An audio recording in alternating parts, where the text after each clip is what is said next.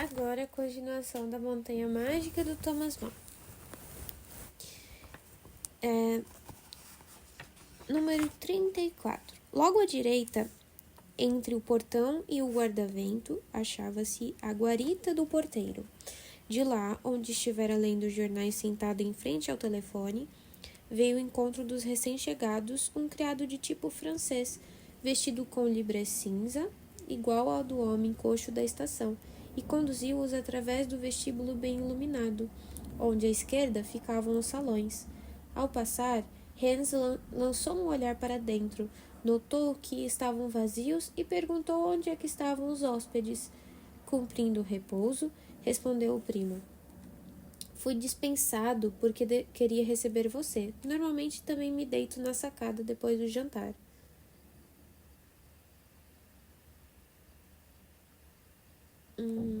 Pouco faltou para que Hans voltasse a estourar em risos. Como? Em plena escuridão, vocês ainda se deitam na sacada? Indagou com voz vacilante. Sim, faz parte do regulamento, das 8 às 10, mas vem agora ver seu quarto e lavar as mãos.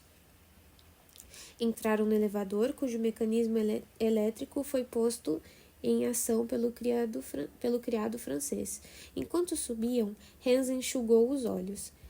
Estou todo moído e exausto de tanto rir, disse, respirando pela boca. Você me contou 1000 coisas estranhas. Aquela história da dissecação psíquica é o cúmulo. Por essa eu não esperava. Aliás, estou um pouco cansado por causa da viagem. Você também sofre com o frio nos pés? Ao mesmo tempo, sinto que me arde o rosto. É bem desagradável. A gente jantará logo, não é? Tenho a impressão de que já estou com fome. A comida de vocês aqui em cima é boa? Caminhavam sem ruído sobre a passadeira de fibra de coqueiro que cobria o corredor estreito. Globos de vidro fosco difundiam uma luz pálida.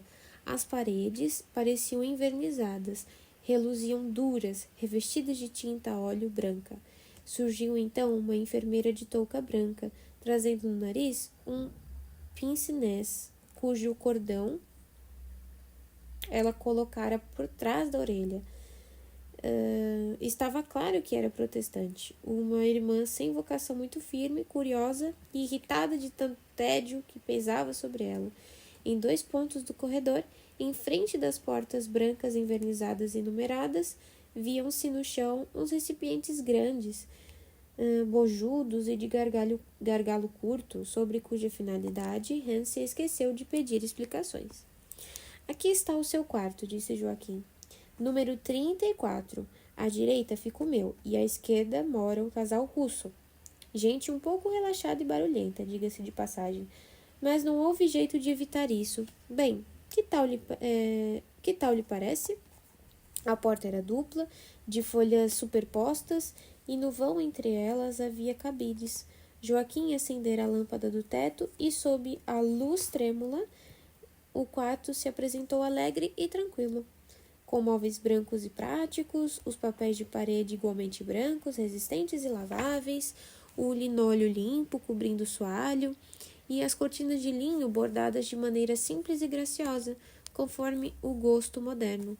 A porta da sacada estava aberta, viam-se as luzes do vale e ouvia-se ao longe uma música de baile.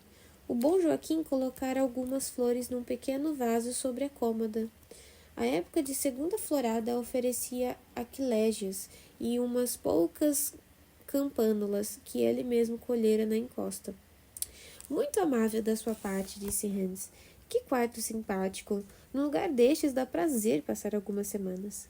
Anteontem morreu aqui uma americana, disse Joaquim. Berens achou logo que a coisa se acabaria antes da sua chegada e que então você poderia ficar com o quarto. O noivo estava ao lado dela.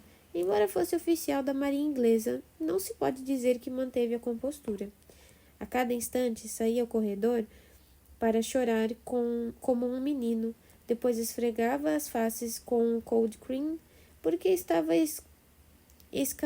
escanhoado e as lágrimas lhe ardiam na pele.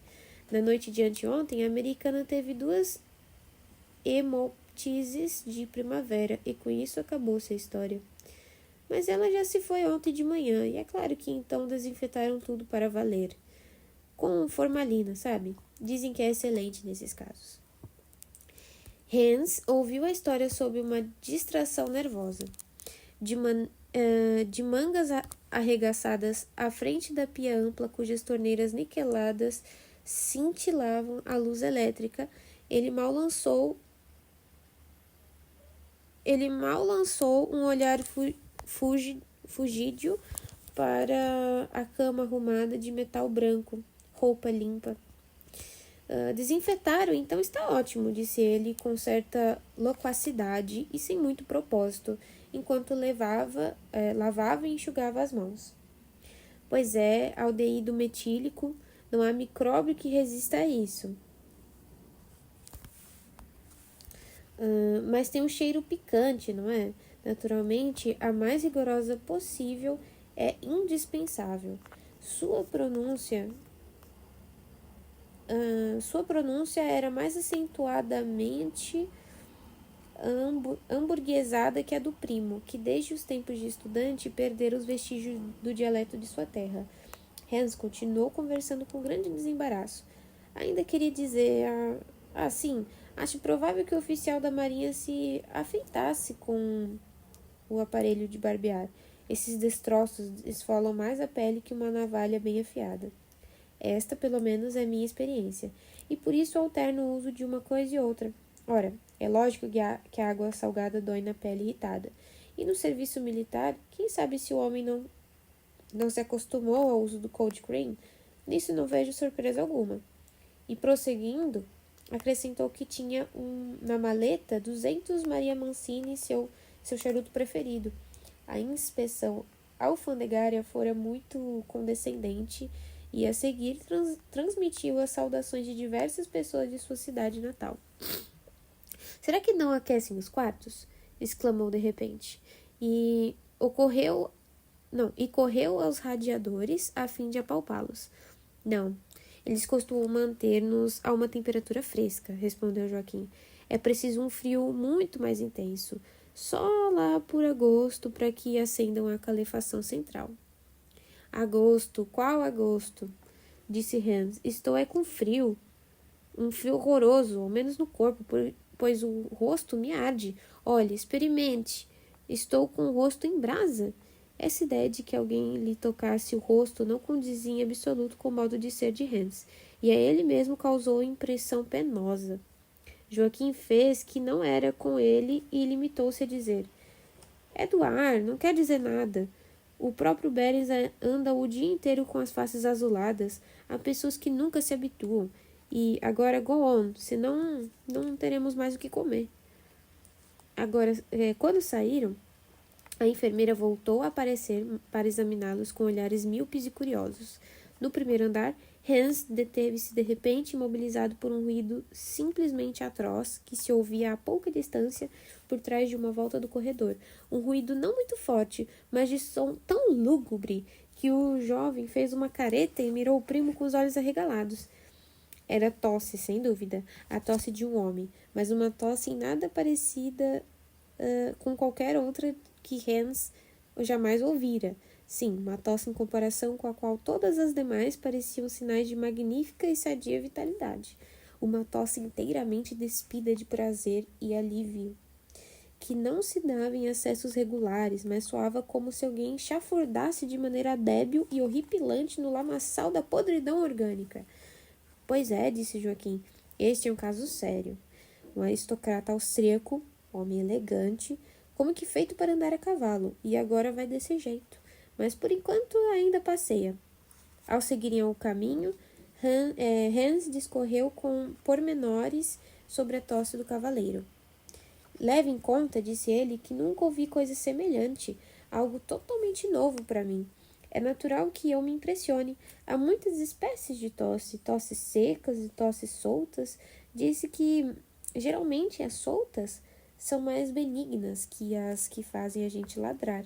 Em minha juventude, ele disse mesmo, em minha juventude, quando tive o Krupp, ladrava como um lobo. E todo mundo sentiu-se aliviado quando a tosse ficou mais solta, lembro-me bem. Mas uma tosse como essa nunca se viu. Pelo menos eu não tinha ideia de que existisse uma coisa dessas. Já não é uma tosse viva, não é seca, mas também não se pode chamar de solta. Não encontro nem de longe a palavra adequada. É como se descortinasse o interior do homem, fosse possível olhá-lo lá dentro, e tudo não passasse de lodo e pântano. Ora, veja, disse Joaquim, ouço essas coisas todos os dias. Para mim, pode dispensar a descrição. Mas Hans não conseguiu dominar-se. Afirmou repetidas vezes que para ele era como se tivesse lançado um olhar no interior do aristocrata. Quando entraram no restaurante, seus olhos fatigados da viagem mostravam um brilho exaltado. No restaurante. A sala do restaurante estava clara. O ambiente era elegante e confortável. Ficava logo à direita do vestíbulo, à frente dos salões, e conforme explicou Joaquim, era frequentado principalmente por hóspedes recém-chegados, que precisavam comer fora de hora, ou por quem tinha visitas. Mas também aniversários e partidas iminentes eram festejados ali, como os resultados favoráveis de exames gerais. Assim como os resultados favoráveis de exames gerais, em certas ocasiões, o ambiente no restaurante era de franca alegria, disse Joaquim, e até se servia champanhe. Mas neste momento só havia ali uma senhora de aproximadamente 30 anos que lia um livro e ao mesmo tempo cantarolava baixinho, tamborilando na toalha com o dedo médio da mão esquerda. Quando os dois jovens se sentaram, mudou de lugar a fim de dar-lhes as costas. É misantropa, explicou Joaquim abafando a voz. Come sempre lendo um livro no restaurante. Afirmava-se que muito jovem ingressara em sanatórios para doenças pulmonares e nunca mais convivera com o mundo de fora. Ora, comparado com ela, você é apenas um principiante. Com seus 5 meses, e ainda o será quando tiver 1 ano nas costas, disse Hans ao primo. Joaquim tomou o cardápio, dando de ombros, com um gesto que antes não lhe era peculiar. Haviam escolhido a mesa mais próxima da janela e que ficava elevada sobre um estrado. Era o lugar mais agradável da sala. Achavam-se sentados junto à cortina creme, frente a frente, com os rostos abrasados pela luz da pequena lâmpada de mesa, de quebra-luz vermelho. Hans Castorp juntou as mãos, recém-lavadas, e esfregou-as uma na outra com uma sensação de conforto e expectativa, como era seu hábito ao sentar-se à mesa, talvez porque seus antepassados costumassem rezar antes de tomar a sopa. Serviu-os uma criada amável de fala gutural, com vestido preto e avental branco, rosto largo de cores muito sadias, e para seu divertimento Hans aprendeu que ali, em alemão suíço, as crianças eram chamadas Saltoster, filhas de salão, literalmente. Pediram a ela uma garrafa de Grand La Rose, eu acho que é assim, Grand La Rose, que Hans devolveu porque estava fria demais, que retornasse em breve. A comida estava excelente, serviram-se sopa de aspargos, tomates recheados, um assado com vários legumes e verduras, uma sobremesa de preparo excepcional, queijos diversos e frutas. Hans comeu muito, se bem que seu apetite se evidenciasse menos intenso que lhe parecera. Era uma espécie de consideração por si próprio que o fazia comer fartamente mesmo sem fome. Joaquim não fez muita honra aos quitutes. Estava cansado daquela cozinha, foi o que disse. E isso se daria com todos aqui em cima. Era costume resmungar contra a comida, pois quem se acha amarrado neste lugar por toda uma eternidade? Em compensação, bebeu vinho com prazer e certa entrega, e com cuidado de evitar qualquer frase por demais sentimental, manifestou repetidas vezes sua satisfação por ter com quem trocar palavras sensatas. Sim, senhor, você veio mesmo a calhar, disse ele, e sua voz pausada revelava a emoção. Para mim, a sua chegada é um acontecimento e tanto. Ao menos acontece algo diferente, quero dizer. Representa um marco, uma ruptura dessa monotonia eterna e infinita. Mas o tempo deve passar depressa para vocês aqui, opinou Hans. Depressa ou devagar, como queira, respondeu Joaquim. Ele não passa de modo algum, sabe? Aqui não há tempo nem vida, não há coisa alguma, acrescentou, maneando a cabeça. e novamente levantou a taça. Também Hans voltou a beber, embora o rosto lhe ardesse como fogo. Mas o seu corpo continuava frio, e nos seus membros havia um desassossego todo especial, ao mesmo tempo eufórico e um tanto penoso. Suas palavras precipitavam-se, era frequente confundir-se, mas com um gesto displicente da mão passava por cima de tais incidentes.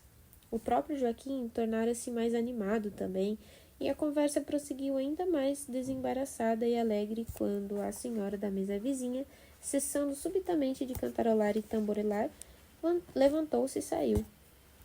Gesticulavam com os garfos enquanto comiam. Davam-se ares de importância com as bochechas túmidas de comida. Riam-se, sacudiam a cabeça, encolhiam os ombros e ainda com a boca cheia voltavam a palestrar. Joaquim queria saber o que se passava em Hamburgo e levou a conversa para o projeto da canalização do Elba. Fenomenal, disse Hans, formidável para o desenvolvimento da nossa navegação e de uma importância incalculável. No orçamento, destinamos a essa obra 50 milhões para as despesas imediatas e sabemos o que estamos fazendo. Você pode estar certo. Apesar da importância que atribui à canalização do Elba, logo abandonou o assunto para pedir que Joaquim lhe contasse mais pormenores da vida aqui em cima e dos hóspedes. Este lhe fez a vontade com grande prazer, já que se sentia feliz por ter uma oportunidade de desafogar-se e abrir-se. Teve que repetir a história dos cadáveres transportados pela pista de trenó e assegurar que se tratava de mais pura verdade. Como Hans mais uma vez desatasse a rir, o primo riu-se também, parecendo deleitar-se com aquilo de todo o coração, e logo emendou outras coisas divertidas, a fim de manter vivo o bom humor que havia.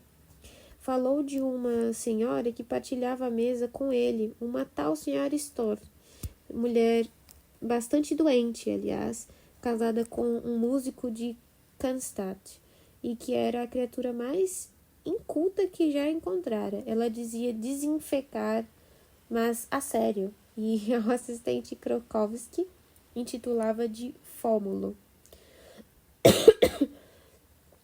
Era preciso ouvir tudo isso e ainda dar jeito de conter o riso. E, como se não bastasse, era mexeriqueira, como de resto a maioria dos hóspedes ali em cima. E costumava contar que uma companheira, a senhora Iltz, trazia consigo um esterilete. Imagina, ela diz esterilete, essa é impagável. E quase deitados, recostados no espaldar das cadeiras, ambos riam-se, tanto que o corpo lhe estremeceu e ficaram com soluços quase ao mesmo tempo. De quando em quando, Joaquim se entristecia ao pensar no seu infortúnio. Pois é, aqui estamos e nos divertimos, disse com uma expressão dolorosa, ainda interrompido algumas vezes pelas trepidações de seu diafragma. E, no entanto, não posso prever, nem de longe, quando poderei sair daqui, pois quando o Berens me diz mais meio ano, sei que preciso preparar-me para um prazo maior. É bem duro isso.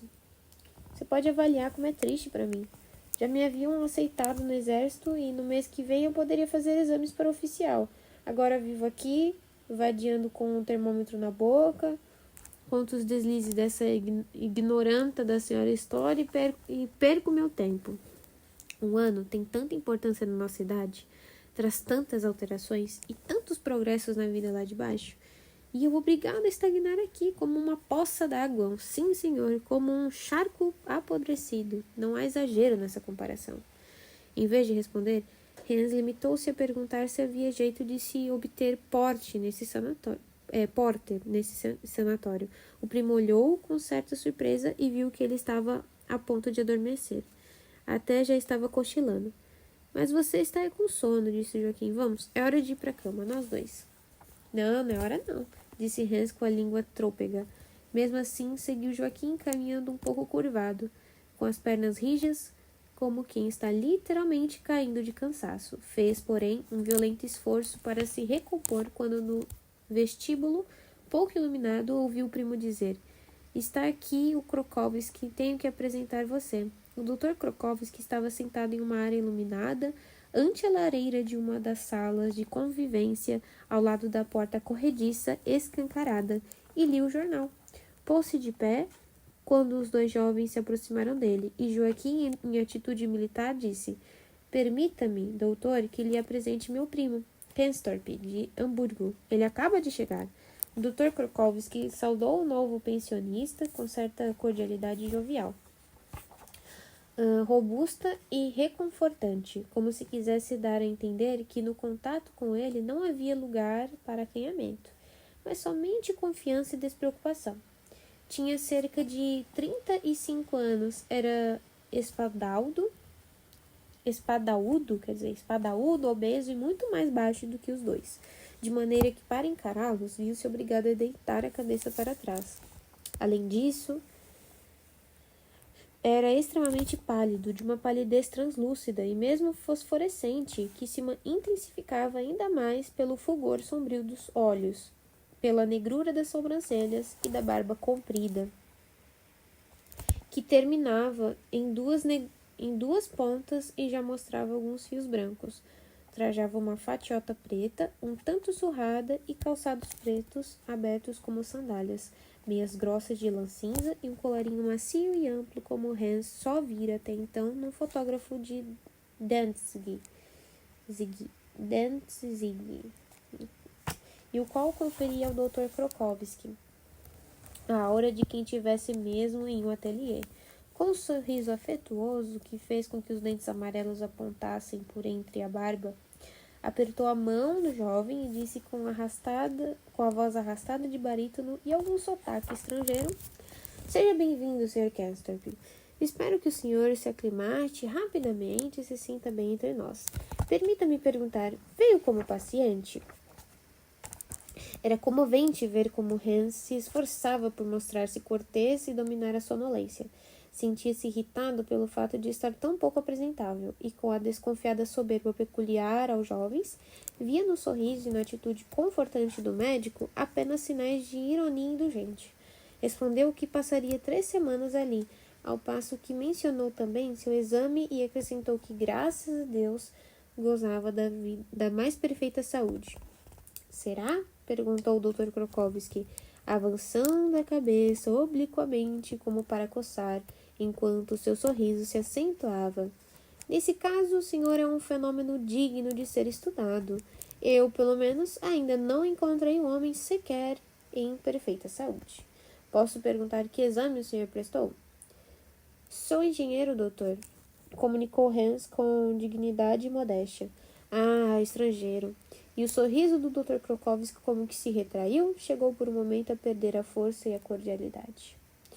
Uma profissão excelente, de maneira que o senhor não pretende receber aqui qualquer assistência médica, nem de ordem física, nem psíquica. De maneira que o senhor não pretende receber aqui qualquer assistência médica, nem de ordem física, nem psíquica.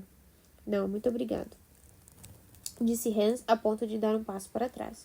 O sorriso do Dr. Krokowski reapareceu vitorioso, e, enquanto tornava a apertar a mão do jovem, ele exclamou em voz alta: Pois então, Sr. Kenstorp, durma bem, na plena convicção de sua saúde inatacável, durma bem e até amanhã. Com essas palavras, despediu-se dos jovens e voltou ao seu jornal. Não havendo mais ascensorista àquela hora, subiram a pé pela escada, silenciosos e um tanto perturbados pelo encontro com o Dr. Krokowski. Joaquim acompanhou Hans até o número 34, onde o criado coxo já depositara a bagagem do recém-chegado. Continuaram a conversar durante 1/4 de hora, enquanto Hans Kenstorp tirava da mala o pijama e os objetos de toucador, fumando um cigarro grosso de sabor leve. Não tivera hoje a oportunidade de fumar um charuto, o que lhe pareceu estranho e extraordinário. Ele dá a impressão de ter muita personalidade, disse Kenstorp, e ao falar, expeliu a fumaça que acabara de aspirar. E é pálido como cera. Agora, o calçado que usa, que coisa horrorosa. Imagine só, meias de lã cinzenta e ainda aquelas sandálias. Você acha que no fim ele se ofendeu? Ele é um pouco suscetível, admitiu Joaquim, Você não deveria ter rejeitado tão bruscamente a assistência médica, pelo menos o tratamento psíquico. Ele não gosta que alguém se esquive a isso. Antipatiza comigo também, porque não me abro bastante, mas de vez em quando conto-lhe um sonho para que tenha alguma coisa que analisar. Ah, então feri-lhe o orgulho, disse Hans, aborrecido. Pois ficava bem satisfeito comigo, bem pouco satisfeito comigo mesmo ao melindrar alguém, e com isso o cansaço acometeu com força redobrada. Boa noite, disse. Estou caindo de sono. Às 8 virei buscar você para o café da manhã, prometeu Joaquim ao sair. Hans mal se asseou antes de deitar-se. Sucumbiu ao sono tão logo. Apagou a lâmpada de cabeceira, mas teve um sobressalto a lembrar que na antevéspera alguém morrera naquela mesma cama. Sem dúvida não foi a primeira vez, disse para si, como se isso pudesse tranquilizá-lo. Afinal de contas, é um leito de morte, um simples leito de morte. E adormeceu. Logo, porém, começou a sonhar, e sonhou quase sem interrupção até a manhã do dia seguinte. Em especial, viu Joaquim em posição estranhamente desengonçada e descer num trenó por uma pista oblíqua. Era de um pálor tão fosforescente quanto o do Dr. Prokovski, e à sua frente achava-se sentado o aristocrata austríaco, cuja imagem era um tanto vaga como a de alguém que apenas se ouvira tossir. Isso pouco nos importa, a nós aqui em cima, e disse o desengonçado Joaquim, e logo era ele, e não o aristocrata, quem tossia daquela maneira horripilante e lamacenta. Ao ouvi-lo, Hans verteu lágrimas amargas e verificou ser preciso correr à farmácia para comprar cold cream, mas à beira do caminho estava sentada a senhora Yutz, de focinho pontiagudo, e tinha na mão algo que deveria ser o esterilete, mas não passava de um aparelho de barbear. Essa visão fez que Hans desatasse a rir, e assim foi sendo lançado entre emoções as mais diversas, até que amanhã, desapontando pela porta semi-aberta da sacada, o despertou. E assim acaba o primeiro capítulo. Próxima página é o segundo capítulo.